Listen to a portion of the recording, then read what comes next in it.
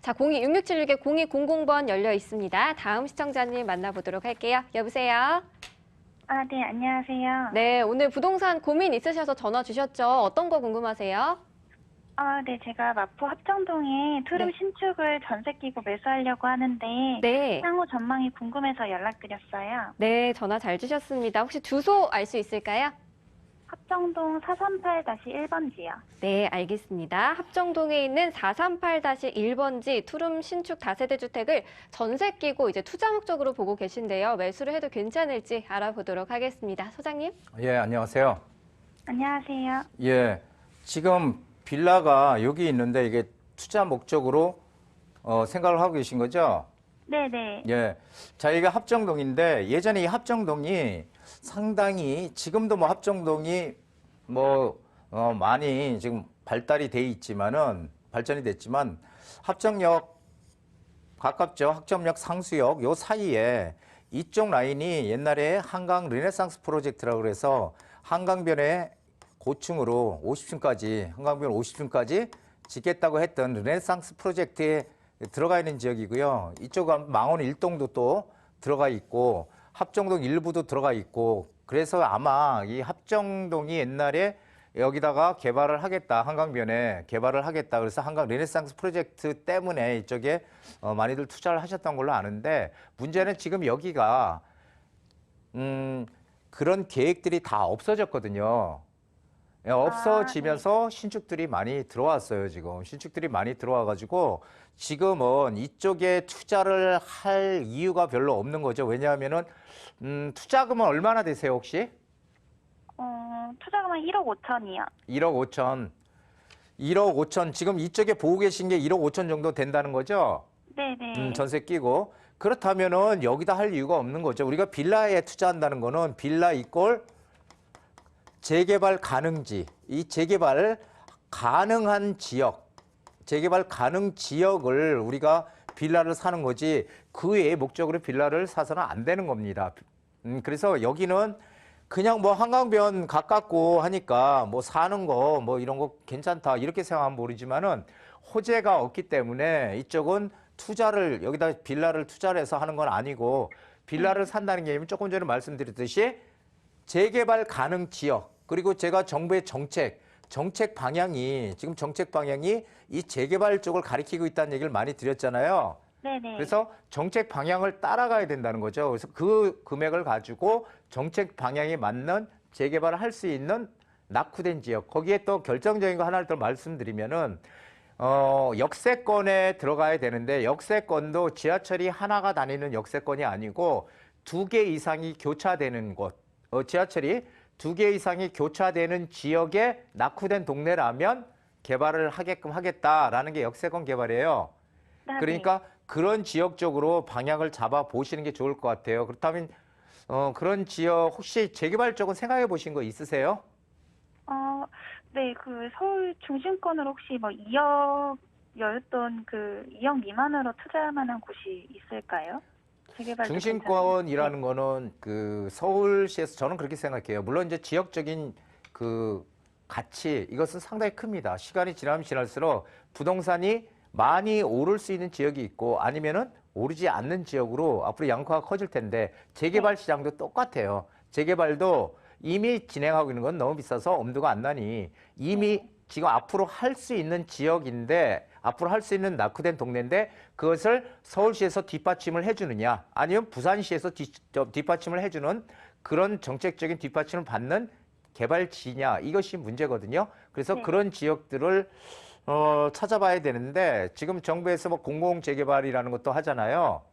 네. 역세권 개발이라는 것도 하고 근데 공공재개발은 제가 알기로는 이익의 대부분을 갖다 임대로 짓겠다는 거고 네네. 역세권 개발은 한 절반 정도 이익은 절반은 주민들이 가져가고 이익의 절반은 공공 임대로 짓겠다 이거예요. 그러니까 우리는 되도록이면 역세권 주변 쪽으로 들어가는 게 맞다라는 생각을 하거든요. 그래서 그런 지역들이 여러 군데가 있을 수 있어요. 그래서 한번 혼자 조금 생각을 해보시고요. 인터넷을 켜시든지 해서 좀 찾아보신 다음에 여기는 어떤가라는 그런 생각이 혹시 드시면은 다시 한번 연락을 주시든지 아니면은 세미나 제게 강의 1대1 상담에 오시든지 하시면은 제가 그때 다시 한번 말씀을 드리도록 하겠습니다. 네, 감사합니다. 예, 고맙습니다. 그럼 첫 번째 고민부터 함께 보겠습니다. 어떤 문자가 도착해 있을까요? 시청자님 4774님입니다. 창동 삼성 레미안에 보유 중이고 직장 때문에 영통역에 전세를 살고 있습니다. 창동을 매도하고 수원에 매수하는 게 나은지 당분간 창동집을 가지고 있는 것이 나은지 궁금합니다. 네, 보유하는 게 좋을지 갈아타는 게 좋을지 상담 도와드리도록 하겠습니다. 어떤 게 좋을까요? 보유하시는 걸 추천드립니다.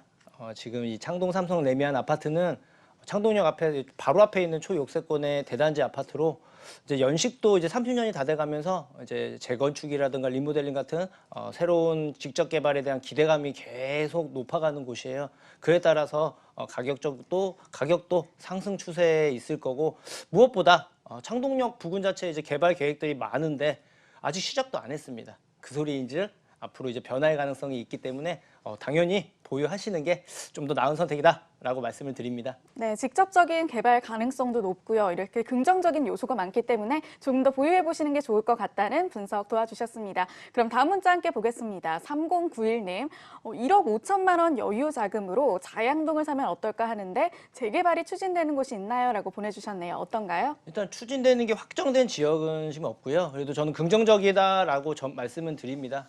왜냐하면 지금 일단 자양 1구역은 진행을 한참 하고 있어서 이제 곧 새롭게 생겨날 거고 7구역 같은 경우는 시간은 좀 필요하지만 어쨌든 진행을 하고 있는 상황이고 나머지 이제 그 자금 소액으로 할 수 있는 곳들이 없지는 않은데 문제는 뭐냐면 자양동 자체가 워낙 커요. 뭐 1동부터 시작해서 4동까지도 있고 아마 전체적으로 움직이는 게 아니고 개별적으로 뭐 구역을 설정을 해서 각자 움직일 겁니다.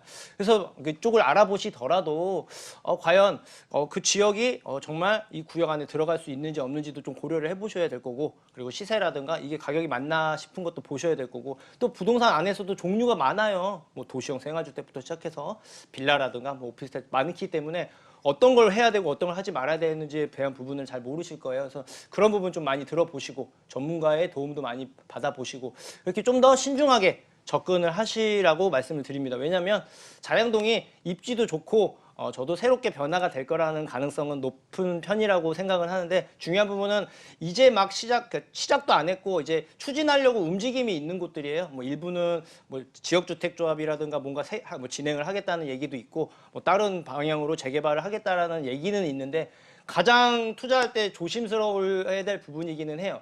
확정은 안 됐고 얘기는 나와서 호가는 많이 올라와 있는 시기예요. 그래서 좀 더 신중하게 접근하셔야 된다. 이렇게 말씀을 드립니다. 네, 현재 보신 지역이 입지도 좋고 또 변화 가능성이 있어서 좋지만 구역을 설정하실 때 조금 더 신중할 필요가 있다 분석 도와주셨습니다. 그럼 다음 문자 함께 보겠습니다. 4980님, 딸 직장이 서초구 쪽이라 양재 이동주민센터와 119 구급대 근처 빌라를 매수를 해도 될까요? 라고 보내주셨습니다. 매수해도 될까요? 실거주 목적으로는 찬성 의견입니다. 여기가 입지가 여기도 마찬가지로 좋은 곳이에요. 양재 시민의 숲역 부근 쪽으로 아마 알아보셨지 않았나 예상이 되는데 여기가 양재동 말 그대로 이제 뭐 업무지구 관련된 새롭게 개발 계획들도 있고 그에 따른 영향을 받을 건데 해당 그러니까 빌라 쪽 다 빌라촌이에요. 근처가요. 근데 이제 문제는 뭐냐? 막상 근처에 실제 가보시면은 마음에 굉장히 들 거예요. 입지도 좋고 깔끔하고 깨끗하게 정비도 됐고. 그래서 실거주 목적으로 보셔야 되지 투자 목적으로는 권해드리지는 않는 곳입니다. 왜냐? 새롭게 어느 정도 깔끔하게 정돈이 됐기 때문에 새롭게 그러니까 정비를 할 이유가 없어요. 당장.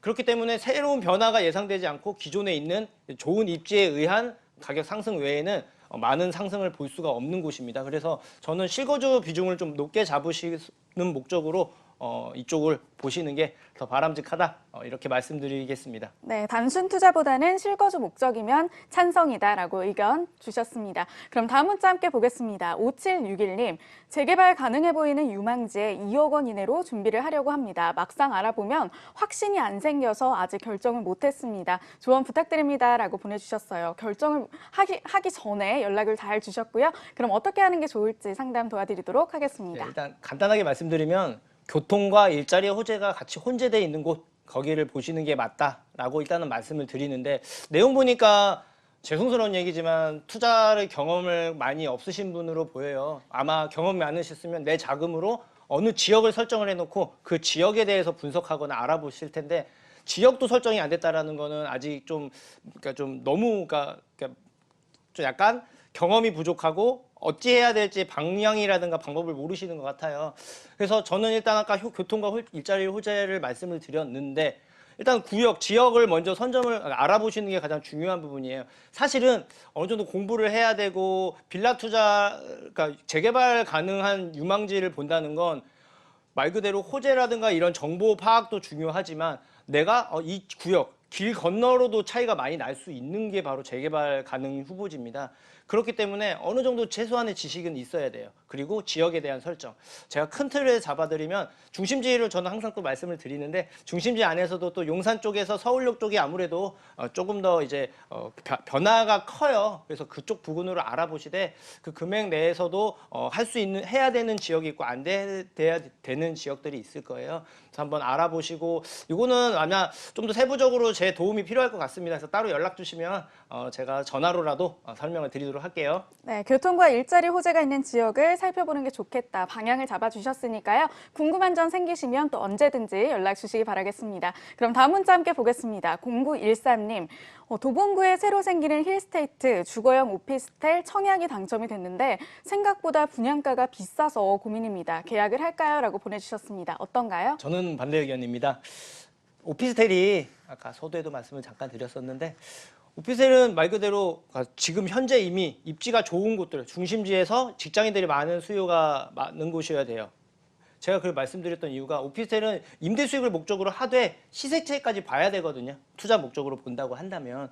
그러려면은 이미 좋은 곳에 더 좋아져서 사람들이 더 관심을 가져야 되는 지역이어야 되는데 이쪽이 이제 아마 도봉역에서 도봉산역 사이에 이제 새롭게 생겨난 오피스텔이라서 새로운 걸 보신 부분은 잘했지만 입지 선택이 좀 아쉬운 부분이 있어요. 가격도 아마 상당히 주변보다 높게 아마 보여질 수도 있을 겁니다. 그래서 저는 입지 선택이 조금 아쉬운 부분이 있어서 입지 선택이 좀 잘못하신 부분이라서 여기보다는 좀 더 중심지 쪽으로 보시는 게 더 바람직하다.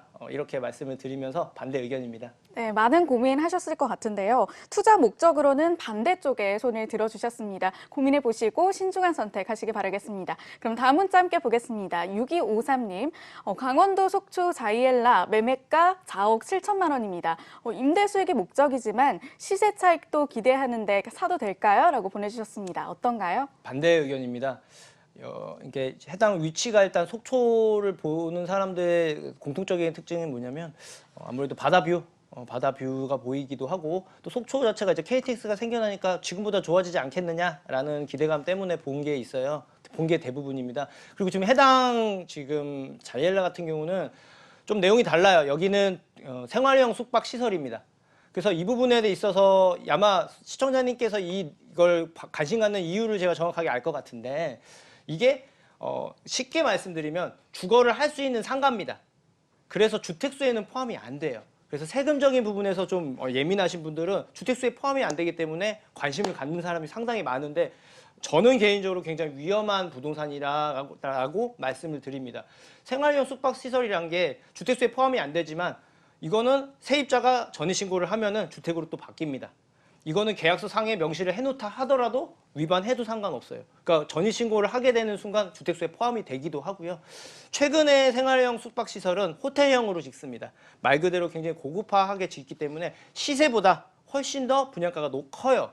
높다는 말씀은 곧 시세 차익을 볼 수가 힘들다는 반증이기도 하거든요.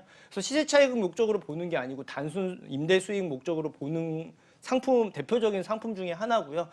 말 그대로 시세 차익을 볼 수가 없는데 그리고 가격대가 굉장히 높다는 건 반대로 얘기하자면 투자금이 많이 들어간다는 거겠죠. 그래서 그런 부분을 봤을 때는 저는 추천드리지 않고 이쪽은 물론 세금적인 부분 때문에 아마 보신 건데 나중에 미래를 놓고 보셔야 된다고 생각합니다. 나중에 머리 아파지는 일이 분명히 생길 겁니다. 그래서 저는 적극적으로 반대 의견입니다. 네, 시세 차익보단 단순 임대로 봐야 한다. 반대 의견 주셨습니다.